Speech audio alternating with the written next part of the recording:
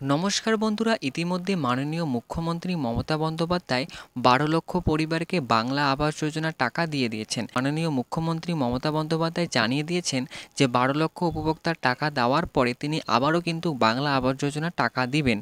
তো এই লিস্টে কোন উপভোক্তা টাকা পেতে চলেছে, আপনাদের অ্যাকাউন্টে কবে আপনারা টাকা পাবেন, বিস্তারিত তথ্য আলোচনা করব, তাই ভিডিওটা প্রথম থেকে শেষ পর্যন্ত দেখবেন। বাংলা আবাস যোজনার প্রথম ১২ লক্ষ উপভোক্তারা যেরকমভাবে টাকা পেয়েছে সেরকমভাবে আপনারাও কিন্তু টাকা পাবেন।